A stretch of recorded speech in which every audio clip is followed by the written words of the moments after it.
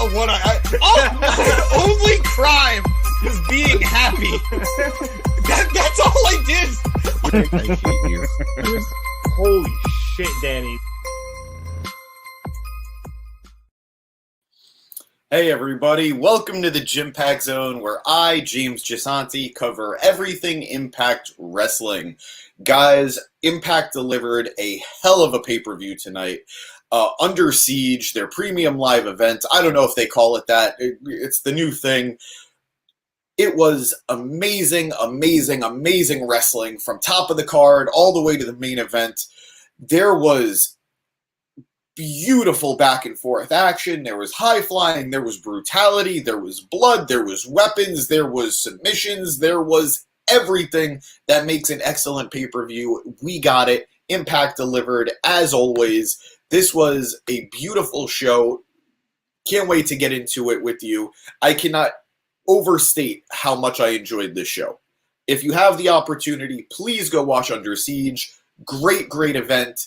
And the best part about it is the weakest match of the night, at least in my opinion, is the first match. So we'll be able to get through it rather quickly.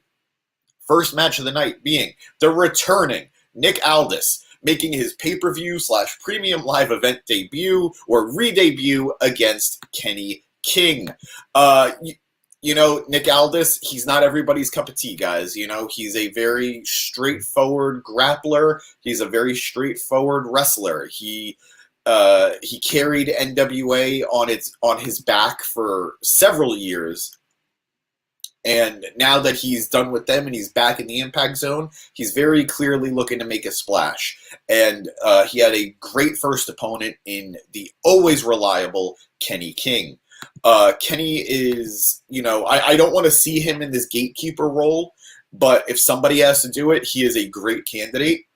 This was, you know, it wasn't the longest match. It was a little bit of back and forth. There was some interference from Sheldon Jean, but at the end of it, Nick Aldis gets the win, trapping Kenny King in a cloverleaf for the submission tap-out victory. It'll be interesting to see where Nick Aldis goes from here. A lot of people expect him to join the title scene sooner than later. He's not the #1 contender, which we'll discuss later on in this review, but Nick Aldis climbing his way up higher and higher on the Impact card with this big win on the pay-per-view. As Aldis was leaving the match, we had a brawl, a continuing brawl between Killer Kelly and Masha Slamovich. Their fight was one of the highlights for me of last night's Impact.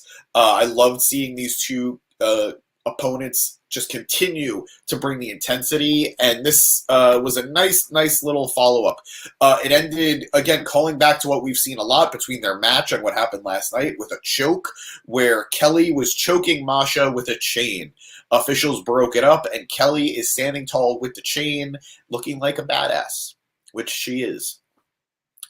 We then transition into more knockout goodness as we have a backstage interview with Jordynne Grace, thanks to Gia Miller. She talks about some heavy stuff. If she can't be the best, she couldn't beat Mickie James. If she can't beat Deonna, who is she if she isn't the best? Very interesting question to ask, and it'll be a very interesting thing to see where Jordynne goes from here, win or lose. We then had our 6-man tag match of the night, where The Design, Diener, Alan Angels, and Khan are taking on Sami Callihan, Rich Swann, and a mystery opponent. That mystery opponent turned out to be Jake Christ. Jake hasn't appeared in Impact for several years. He was a part of Sami Callihan's group, OVE. And he made his, I guess, long-awaited return tonight. I can't say I'm too familiar with Jake. I've heard the name. I've seen him wrestle before, but I don't have a strong memory of the guy. But it was a nice showing tonight. There was a lot of, let's just say there weren't a lot of rules followed in this match in terms of tag team action, but that was fine. The ending saw Rich Swann rolling up Angels for the win, just barely surviving this onslaught, which if you're going to defeat an established team with a makeshift team, that is, in my opinion, the best way of doing it. But The design could have definitely used the win here. Granted, there is a lot of history between the three, Sami Callihan, Rich Swann, and Jake. But, yeah, Alan Angel's taking another L. I'm not a big fan of that, but it's okay. He still looked good. There was a lot of fun stereo moves in this match. Rich Swann hitting a nice double cutter off the ropes. That was fun. Yeah, I'm looking forward to see if Sami and Jake continue as a team and what this means for Rich Swann, or if he's going to stick with them. Either way, good fun match. We then had a backstage interview with Santino Marella, where he talked about what happened earlier in the night, which was during the pre-show, Joe Hendry defeated Dirty Dango by disqualification when Dirty Dango went for the low blow. After the match, he continues the beatdown on Joe Hendry, and Santino came out making his return and the save for Joe Hendry. He said that he tries to be a fair and good director of authority, but he will not be impartial when it comes to Dango. We then had a very anticipated pay-per-view debut, Impact pay-per-view debut, with Trinity making her debut against Giselle Shaw. Guys, Giselle Shaw has been the workhorse of the women's division this last year. She has delivered in every feud that she's been in. She has been entertaining. She has been good in the ring, and she has helped elevate her opponents. And guess what? She did that again tonight with Trinity. Trinity had a great debut a couple of weeks ago against Kylan King on Impact, but the pressure was definitely a little bit more here due to the pay-per-view setting. And they both delivered to no surprise of anybody. Trinity did the same thing she sort of did with Jay Vidal, which was catching the slap, going in for the fight. She still loves her booty-based offense, taking her butt and shoving it in Shaw's face. Trinity is definitely wrestling a slightly different style than what we are used to with her in what we were used to with her in WWE. Oh, hello, Hardcore Casual. How are you? You could say that again. We do have a lot of pay-per-views this weekend, but we have a very strong team of wrestling fans, wrestling marks here, who are happy to watch and talk with you guys. I don't know if you caught Impact tonight. I hope you did. If you didn't, please take my advice. Go watch it. This was quite possibly the best pay-per-view Impact has had in a very long time, which is saying a lot because Impact does deliver with their premium live events, but I cannot remember having my jaw dropped as much as I did during this show. But yes, going back to the Knockouts match, the match ends with a modified Starstruck that she catches Giselle after a code red. This was a nice finish. It showed that it was a mistake on Shaw's part, and Trinity was able to capitalize, showing her veteran status. And like I said a minute ago, yes, Trinity is still showing a lot of what made her who she was in WWE, but she's found a way to sort of adapt it a little bit to this new style of wrestling and Impact. So very good match, very good showing for Trinity. It's only a matter of time before she challenges for the Knockouts Championship, and that will be a very fun match. And I got a comment. The crowd is still super into her. The light up, the glow sticks are a great touch during her entrance. The music is spot on for her. She's being presented like a star, and she is making sure she lives up to it. So good for Trinity, and a great opponent in Giselle Shaw to move forward with. Going from there, we had a backstage interview setting up for the tag team title match where Subculture is being interviewed by Gia Miller. Subculture is Mark Andrews and what's his name? Flash Morgan Webster, and they're accompanied by Danny Luna.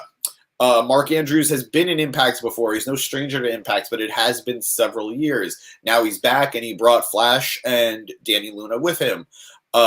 I'm a big Mandrews fan, so I'm happy to see him on TV, or at least on pay-per-view, even if it is just for a short burst here in Impact. But very happy to see he and Flash Morgan Webster have landed on their feet.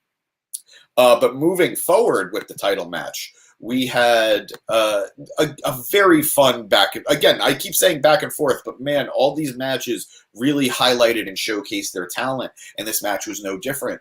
The Impact World Tag Team Championship were on the line as Subculture challenged the ABC, Ace Austin, and Chris Bay of the Bullet Club. I'll be honest, I've said it before and I'll keep saying it. These guys are almost being held back by their Bullet Club connection because they are so popular, they are so fun, they are so exciting, and the fact that they're so far removed from the Bullet Club, they might just be better off doing their own thing. I know that they were made Bullet Club when Jay White was on his excursion from Japan. Not excursion, it's not in the traditional New Japan sense. But when he was visiting Impact, he made them Bullet Club. And now that he's in AEW, I don't know if we're going to see much follow-up. But it would be nice if there was. Regardless of any of that, this was a great match, a lot of high flying, and man, the chemistry that Bay and Austin have cannot be understated. These two guys get each other. For a team that has not been a team that long in the grand scheme of things, they have a great tag team moveset, they have great chemistry, and they have great ring awareness as partners. I'm loving what they're doing, and thankfully, the reign is continuing because the Bullet Club, the ABC, get the win, pinning Mandrews after hitting the fold. Man, I love this team. I love this team. I don't want to see them lose the tag titles anytime soon. If they have to, I get it. But I want to see them succeed on a very large scale. I want them to be highlighted a little bit more. I know they're young guys and there's no rush. Ace Austin already had a very meteoric rise during the pandemic, and Chris Bay followed suit shortly after. But man, a world title for at least one of these guys in the near future does not only seem like a possibility, it seems like a reality that's just waiting to happen. So very cool to see the ABC get a win yet again. We then had our next title match of the night for the X Division Championship as champion Trey Miguel defended against veteran, living legend, Motor City Machine Gun partner Chris Sabin, and, should I say, former 8-time X Division Championship. Again, this match worked on so many levels as the veteran Chris Sabin just brought it to the champion. There aren't many instances where the champion feels like the underdog, but this was definitely one of the matches where that's true. Sabin brought out everything he had on him, unloading on him, hitting high-flying moves, hitting big drops, hitting a lot of strikes, and you could just see that Trey Miguel was doing everything he could to keep up. Eventually, the match came down to a referee spot where the ref gets accidentally bumped into and knocked on his back, being rendered immobile, and then Trey Miguel hits Sabin with his signature green spray paint to the eyes, and then rolling him up for the 1-2-3. I'm very disappointed because I wanted to see Chris Sabin get the win. I understand that Trey Miguel is their champion, who hasn't been pinned in one-on-one action in 10 months. That's pretty impressive. But regardless of that, Trey Miguel has retained. I do think this feud is going to continue, especially with what happened later. We'll get into that in a little bit. But this was a great match. As I said, the whole show has been very strong, but this match was definitely the start of a run of excellent matchups to follow. So hopefully we'll see a little bit more from these two moving forward. Next, we had our number one contenders match for the World Championship. It was a 6-man match consisting of Frankie Kazarian, Alex Shelley, Jonathan Gresham, Yuya Uemura, Moose, and Eddie Edwards. Yeah. This match brought out something that I don't usually see or I would think to describe when explaining a match, and that was desperation. All 6 of these men looked desperate to get the win. They looked desperate to become the number one contender. They looked like every move they hit, they were begging to be the final move that became their ticket to the number one contender spot, and I loved it. There was no wasted motion. There was no wasted action. There was no wasted thought. These guys wanted to win, and everything they did was in an attempt to get the win.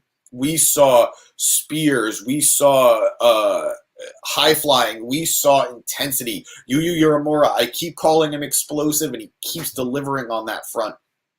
Great spots, great action in this six-man match. A little hard to describe it all, but in the end, it's Alex Shelley who wins. I think I called that when I was talking about it last night, guys. Alex Shelley super kicks Yuya and hits a shell shock and gets the 1-2-3, and he is now the #1 contender for the World Championship. He is one half of the main event for Against All Odds on June 9th. Very excited to see Alex Shelley going for the world title. I hope he wins it, as Impact keeps claiming he is the best Impact wrestler to not win the World Championship. Hopefully that changes soon. We then had a backstage segment between Trey Miguel, the still X Division champion, and his failed challenger, Chris Sabin. Trey was being interviewed by Gia Miller when Sabin interrupts and tries to attack Trey, but he escapes due to Sabin being held back by security. I definitely think this feud is continuing. I'm looking forward to it. I'm hoping for it. And maybe we will get both Motor City Machine Guns holding singles gold at the same time. But speaking of singles gold, we had our Knockouts World Championship match where champion Deonna Purrazzo was defending against Jordynne Grace in her last chance, where if Jordynne Grace loses this match, she can no longer challenge Deonna Purrazzo for the title. You see, Cody, you don't have to say you never challenge for the title again. You just can't challenge this champion again. Maybe think about that next time you make stipulations. But regardless, this was an excellent knockouts match. And I would like to correct myself. It wasn't just an excellent knockouts match. It was an excellent match, period. I was so impressed by these two women who always find ways to impress me. They brought it. This was stiff. This was violent in a safe way. There was so much intensity in this match as both of these women wanted to prove that they deserve to be the world champion, the world knockouts champion. And my God, we saw so much. It went to the outside. They got dropped on the ropes. There was submissions. There were arm bars. There was, for a match with two ladies, there was a lot of testicular fortitude in this match. They gave it their all. And in the end, it came down to a Queen's Gambit from Deonna Purrazzo off the top rope on the Jordynne Grace to finally get the 1-2-3. I cannot tell you the relief I felt watching this match. Not because I wanted it to end or I wanted Deonna to win, even though I love Deonna. I had to catch my breath watching this match, guys. There was this one segment that I absolutely adored where Jordynne kept power slamming Deonna, and every time she got up, she slapped her. And then Jordynne would throw her down again. And it showed the champion that Deonna is and what she brings to that championship and how much she cares about that championship. And excellent feud between the two, excellent match between these two excellent competitors. And as Deonna is celebrating after the match, Jordynne Grace leaves in tears. It'll be very interesting to see, like I said, what path Jordynne Grace will follow following this World Championship loss. Maybe she goes back to the tag division. Maybe she goes for a men's title. She's done it before. Hopefully she can do it again. Looking forward to seeing what happens next for both competitors. I feel like Deonna has only Trinity in her sights now, or at the very least, Trinity has Deonna in her sights. We get a nice video package saying that Victory Road will be September 8th in New York, right here. I will definitely be trying to go to that, so I'll let you know. And that the next night, Impact will hold the tapings for their 1,000th episode. 1,000 episodes of Impact, guys. That's incredible. That is not something to scoff at for a company that many times, many people have said the company would go out of business. I'm glad they're still here. I'm glad they're showing people what they're made of, and I'm glad that they're only getting better. But moving on to the main event, we had our no DQ World Impact Championship match. Guys, I've been a wrestling fan for a long time. I've watched multiple companies. I've watched multiple hardcore style matches. I've watched some of the biggest badasses in the world delivering on horrifying fronts. And tonight I saw things I've never seen before. Steve Maclin, the champion. I know we've all said we don't know how we've been feeling about him lately. I get that. I get that. This match, this night, changed all of that. This man bled in a way that I haven't seen since. It reminded me of Eddie Guerrero levels of bleeding. John Cena beating JBL levels of bleeding. He was pouring, and he did not stop. PCO, the monster that he is, brought the offense, brought the fortitude to continue in his own way. Guys, this is the part that I'm going to tell you. I've never seen this before. They brought in a staple gun. Steve Maclin stapled PCO's mouth shut. He stapled the man's mouth shut. And what does PCO do? He grabs a pliers and he rips the staples out of his lips. That's insane. Who does that? I've seen a lot. I've never seen that. I don't know that I ever want to see it again, but it's okay. The match had, I want to say that was it, that was the craziest stuff, but it wasn't. Maclin placed concrete blocks on PCO's back and smashed it with a sledgehammer. PCO brought in cinder blocks that he placed underneath the corner, and Maclin tosses PCO onto them. God, there was just so much here. It was horrifying to watch at points. This match is not for the squeamish. It is not for the weak of heart, but it is definitely worth watching, and it helps solidify Steve Maclin as the world champion as he beat PCO and successfully retained his title. Another match where I was holding my breath most of the time. Wow. Wow, wow, wow. PCO deserves all his flowers now. Give them to him now. And Steve Maclin, this was a hell of a defense. Bravo to both men. I wish I could tell you guys that was where the show ended, but it's not. Afterwards, a certain deal needed to be upheld. Steve Maclin calls out Scott D'Amore to do what he said and put the championship around Steve Maclin's waist. And that's exactly what Scott D'Amore does. He came out, put the championship around his waist, and extended his hand to Maclin to shake and to bury the hatchet, or at the very least show his respect. Maclin rejects that, walks out of the ring, and that's not it.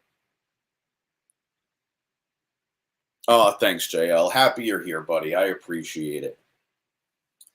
As Scott D'Amore is watching Steve Maclin leave the ring, who comes out but Bully Ray? Bully Ray chokes out Scott D'Amore with what looked to be a belt and choked him out to unconsciousness.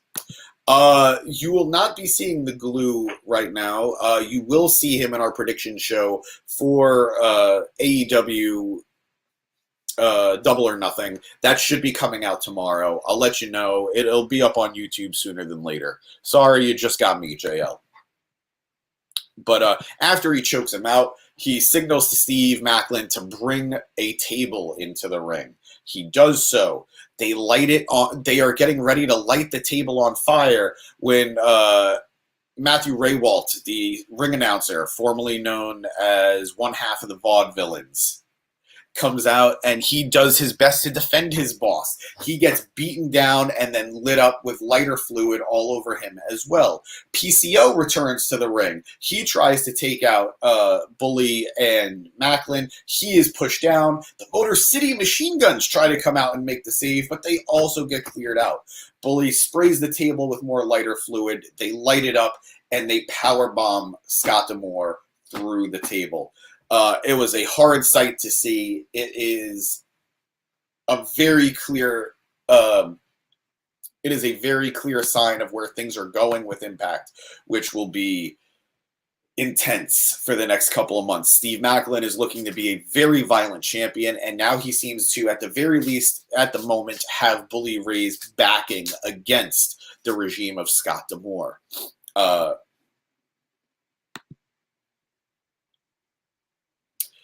Thank you, JL. What would I do without your tolerance, my friend? I appreciate it. We had a lot of intersecting stories here. We had the Motor City Machine Guns come out. We had PCO. We had Matthew Raywalt, who is typically the heel announcer, do his best to protect Scott D'Amore. I'm sure that will be followed up on. This was a brutal main event with a vicious aftermath.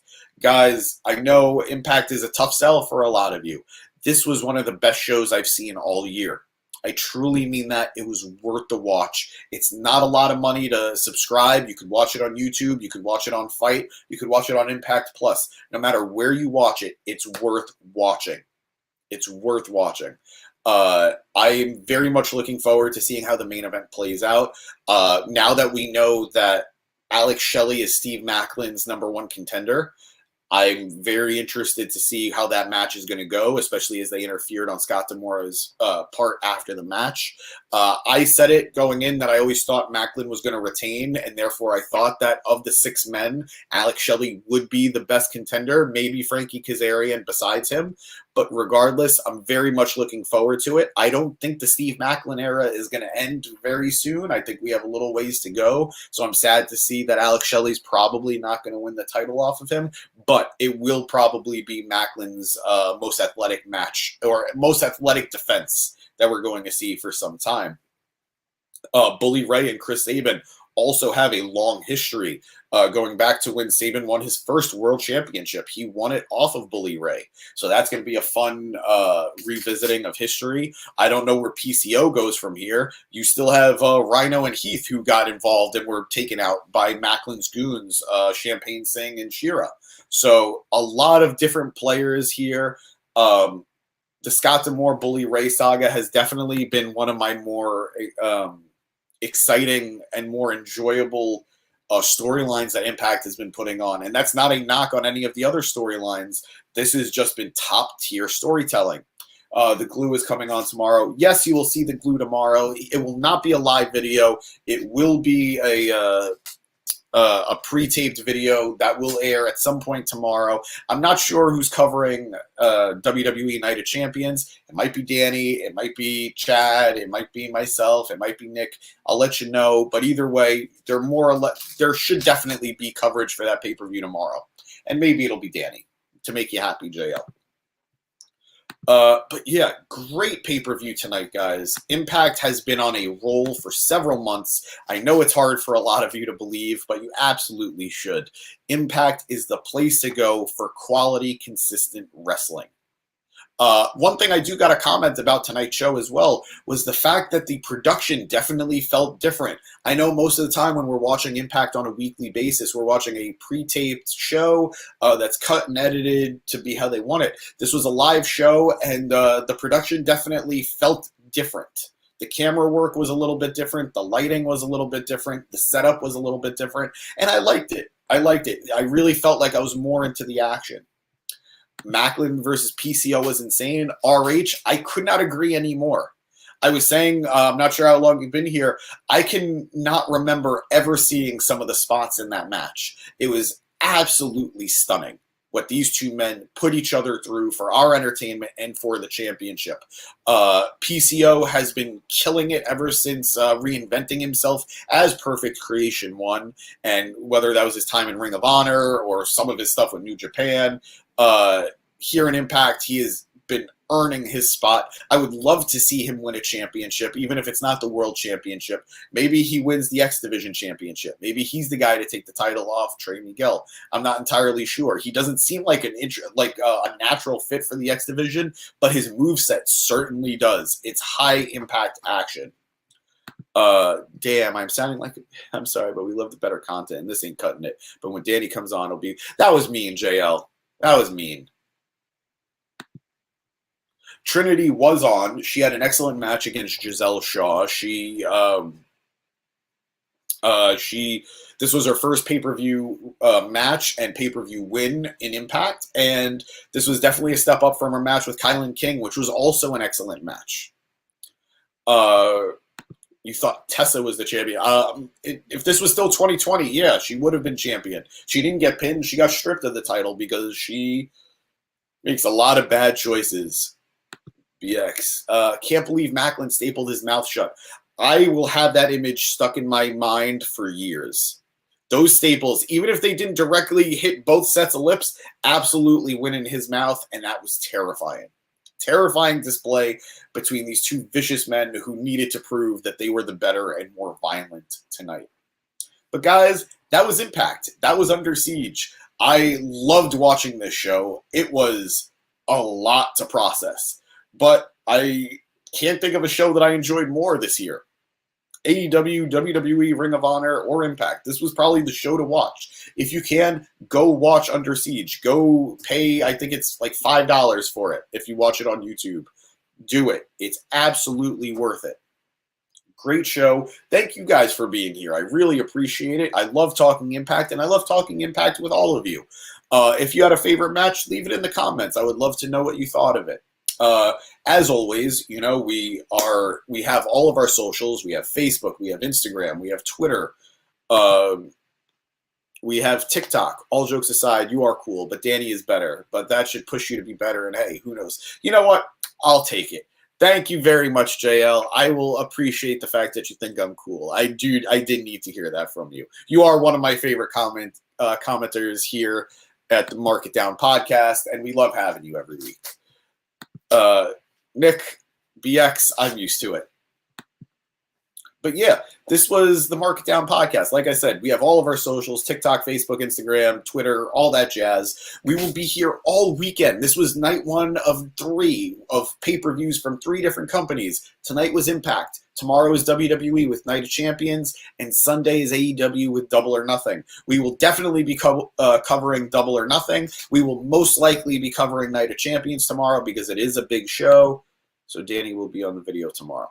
We hope so. We think so. You should find his YouTube page and comment. You should definitely leave comments on all of our YouTube videos saying, hey, Danny, please join us. Please join tomorrow's show. I know he checks the comments diligently. All the wrestling this weekend. You could say that again, BX. So yeah, thank you guys for joining me tonight. As always, my name is James Giasanti, and this is the Gym Pack Zone, where we cover all things Impact Wrestling. So remember what I say, go watch Impact, go watch wrestling, and enjoy it. Good night, guys.